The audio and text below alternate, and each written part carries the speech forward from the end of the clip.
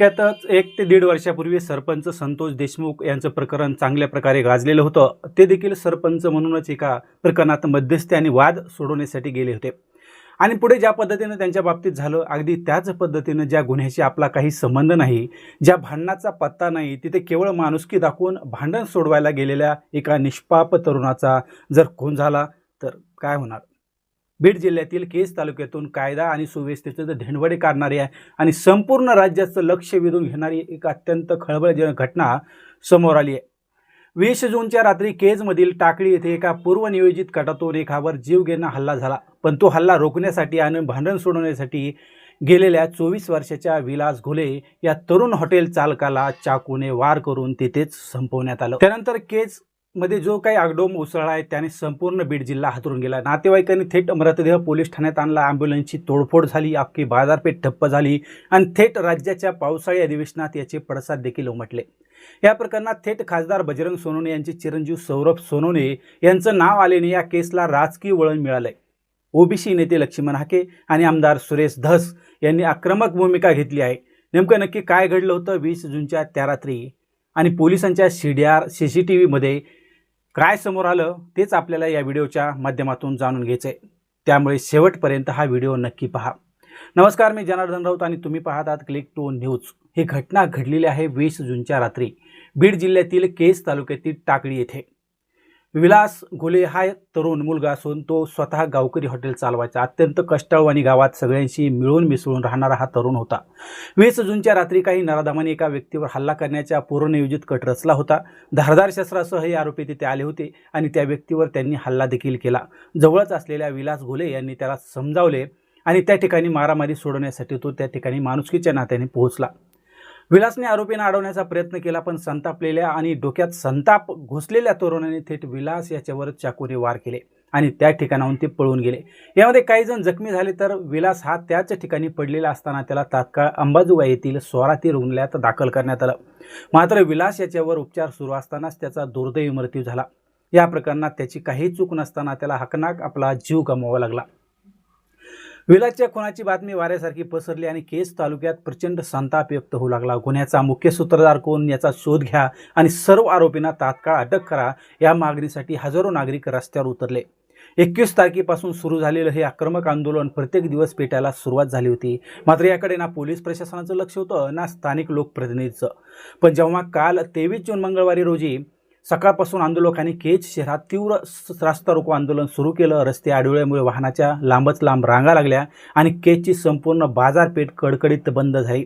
इतके तीव्र झाले होते की संतप्त जमावाने एका ॲम्ब्युलन्सची तोडफोड देखील केली। न्याय मिळत नाही तोपर्यंत अंत्यसंस्कार करणार नाही असा पवित्रा घेत नातेवाईकांनी विलास घोले यांचा मृतदेह थेट केज पोलीस ठाण्याच्या आवारात आणून ठेवला।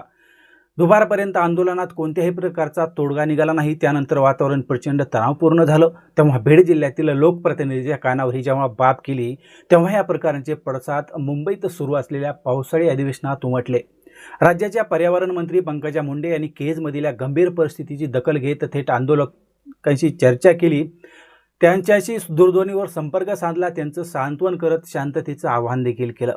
पंकजा मुंडे म्हणाल्या की भांडण सोडवायला गेलेल्या तरुणाचा असा मृत्यू होणं अत्यंत दुर्दैवी आहे आणि मनाला अस्वस्थ करणार आहे। मी स्वतः बीडचे SP नवनीत कावत यांच्याशी सविस्तर बोलले आहे।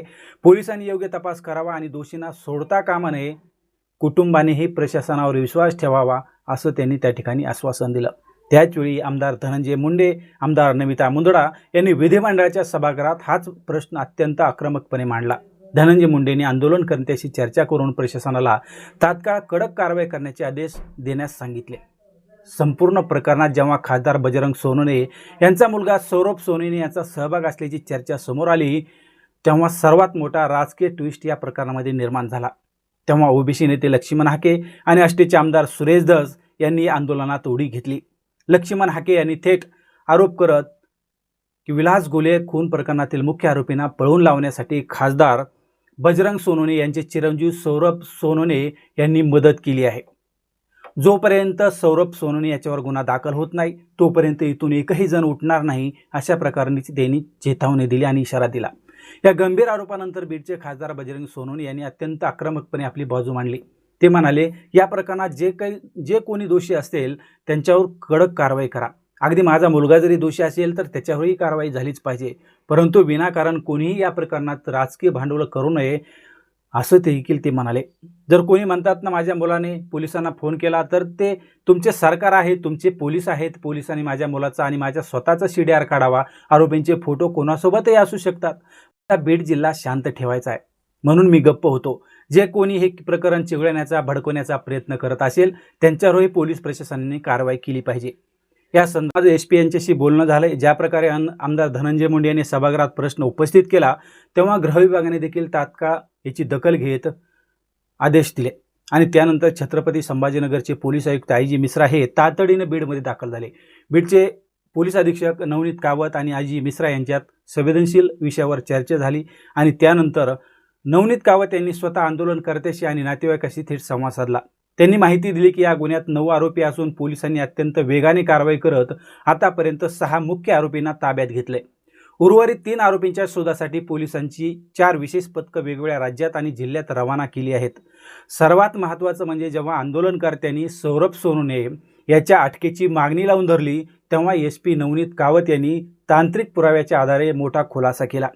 SPने सांगितलं की पोलिसांनी खासदार बजरंग सोनवणे यांच्या घरचे सर्व CCTV फुटेज आणि सौरभ सोनवणे याच्या मोबाईलचं CDR व दिवसभराचं लोकेशन तपासलंय. तांत्रिक पुराव्यानुसार त्यांचं लोकेशन हे घरीच आहे आणि घटनेत कुठेही ते दोषी आढळलेले नाहीत. केजमधील टाकळी येथील विलास घोले हत्ये प्रकरण बीड जिल्ह्याला शांततेचे आवाहन करत आहे. एका तरुणाने केवळ भांडण सोडण्यासाठी स्वतःचा जीव गमावलाय. यापेक्षा दुर्दैवी दुसरं काही असू शकत नाही. पोलिसांनी तांत्रिक पुराव्याच्या आधारे तपास सुरू केला आहे. 6 आरोपींना अटकही केली तर उर्वरित 3 आरोपी हे लवकरच गळाळ होतील असं देखील पोलीस प्रशासनाने सांगितलंय. परंतु या निमित्ताने एका निष्पाप कुटुंबाचा आधार हिणावला गेलाय. विलास घोले याच्या कुटुंबाला लवकरात लवकर न्याय मिळायला हवा आणि हत्येचा मुख्य सूत्रधार कोणीही असो त्याला कायद्याने फाशीची शिक्षा दिली पाहिजे. हीच संपूर्ण बीड जिल्ह्याची सध्या मागणी आहे. मित्रांनो, तुम्हाला काय वाटतं? भांडण सोडवायला गेलेल्या या तरुणावर असा माणूस हल्ला करणाऱ्या त्या प्रवृत्तीला आळा कसा घालावा? तुमचं मत नक्की कळवा. महाराष्ट्रातील आणि आपल्या जिल्ह्यातील अशा ताज्या आणि खऱ्या सविस्तर क्राईम आणि राजकीय घडामोडी पाहण्यासाठी आमच्या क्लिक टू न्यूज चॅनलला लाईक करा, शेअर करा, सबस्क्राईब करायला विसरू नका. सुरक्षित राहा, सतर्क राहा. धन्यवाद.